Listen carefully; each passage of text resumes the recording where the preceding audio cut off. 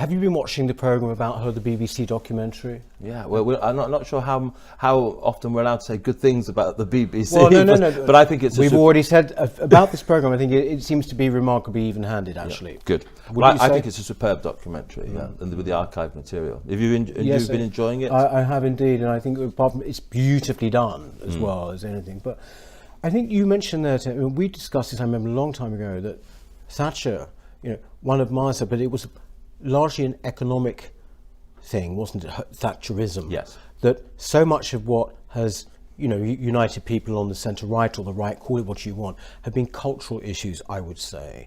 And I think that, wouldn't you say that Thatcher in a way wasn't that interested in those particular areas? I mean, or rather maybe they weren't compelling areas at the time.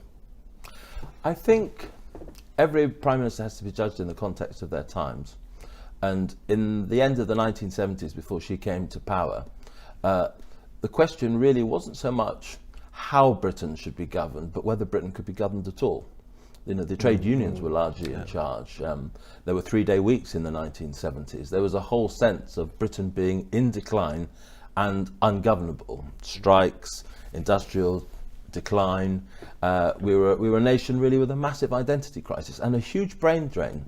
Some of the most talented people in our country were going abroad because they were giving up on Britain. London was quite a grey, down-at-heel place.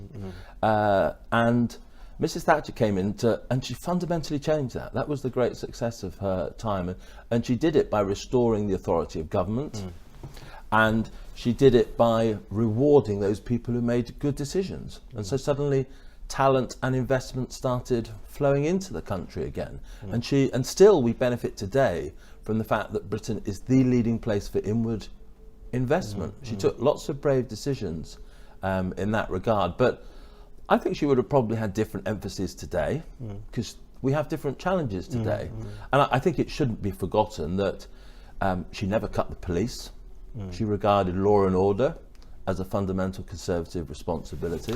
And of course she retook the Falkland Islands. She understood the importance of sovereignty. And of course later on in her years, she made the famous Bruges speech, where I think she realised that some of the decisions that she had been part of in Britain's relationship with the European Union were wrong.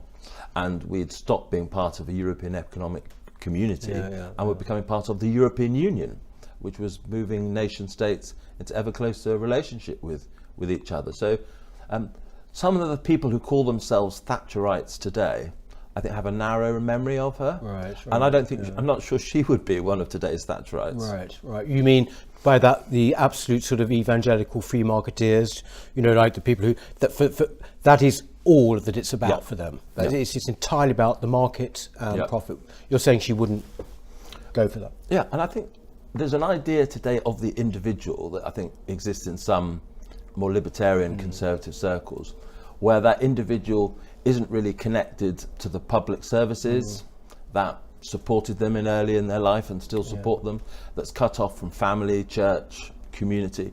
I'm a Christian, and for me, Catholic social teaching gets the idea of the individual right. It's an idea of a person deeply connected to other people.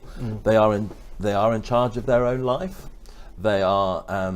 They're free to choose key aspects of how they live, but they are not cut adrift from their nation's culture, its history, loved ones, and they can't build things on their own, whether it's a business or a good life. There is certain things that government provides and history provides and culture provides.